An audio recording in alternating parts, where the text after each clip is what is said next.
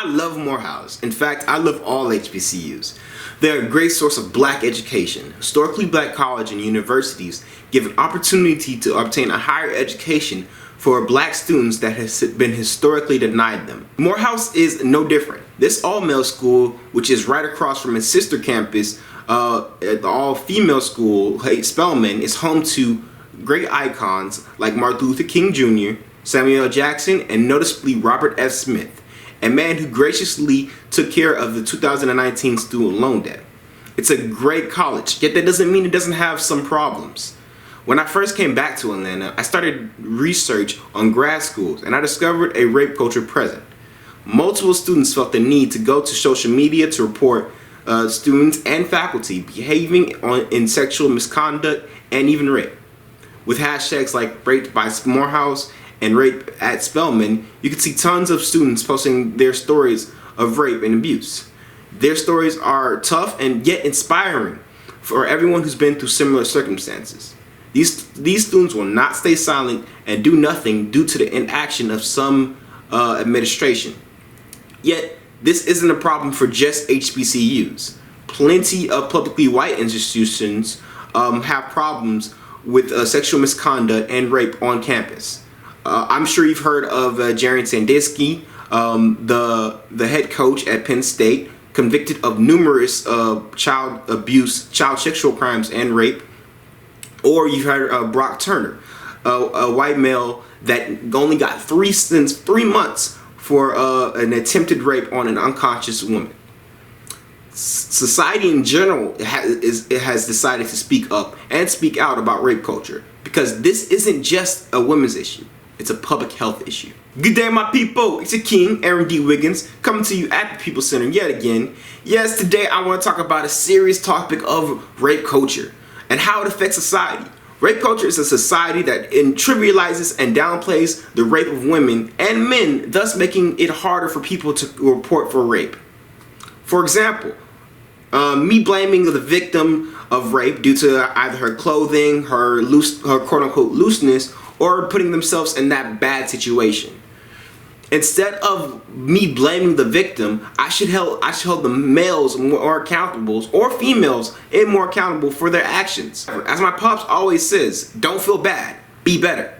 Rape culture was only realized in the 1970s, and educating yourself is the first step.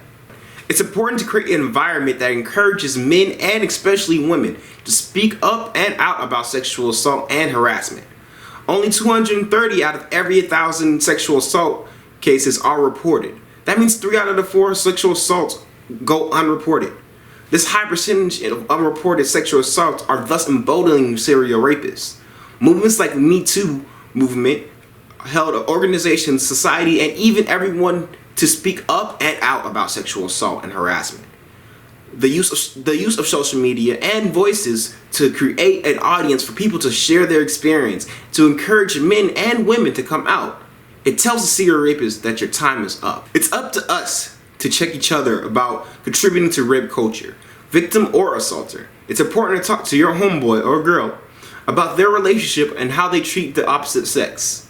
This affects society as a whole because contrary to popular belief, sexual assault isn't something you can get over with. 94% of people have PTSD from sexual assault, leading them to cope with either drugs or suicidal thoughts. This could happen to your daughter, your mother, or your sister. For 1 in every 6 women have been experienced sexual assault in their lifetimes. Men aren't excluded either. 1 in 33 males will experience attempted rape or rape themselves. And 21% of transgender people have been sexually assaulted. Not only is it a danger for them long term, but also puts the victim at a vulnerability for STIs. Rape culture bars women from the security and safety to them to want to be in male-driven industries like business, research, and medicine, and even other fields. It's up to us, my people, to protect and look out for the men and especially women, to create an environment to report sexual assault and harassment. It could be your loved one or friend who's experienced sexual assault. Don't contribute to rape culture by dismissing their accusation or not listening to them. Listen to them and understand where they're coming from with empathy. As men, we need to check fellow men and hold them accountable for predatory behavior. and not shame them for being raped themselves. It can be a tough subject with blurred lines, but talking about your interactions can help you better understand what's wrong or right.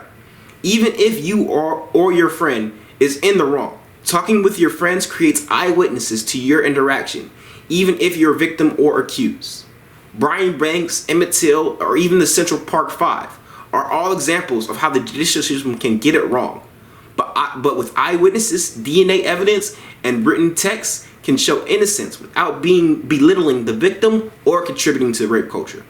My people, if you know someone or yourself are experiencing this trauma, there are plenty of resources that you can use to better your circumstances. To hear more encouraging words from survivors, head to metoomovement.org or wavaw.ca, which is the Rape Crisis Center for help online. Atlanta, nonprofits like Proverbial Peach Revive provide numerous of resources to help domestic violence and sexual assault victims. The conversation doesn't end here, and expect to hear more from me and from professionals in a more in-depth conversation on People's Public Health website. Until next time, I'll be with the people. Will you?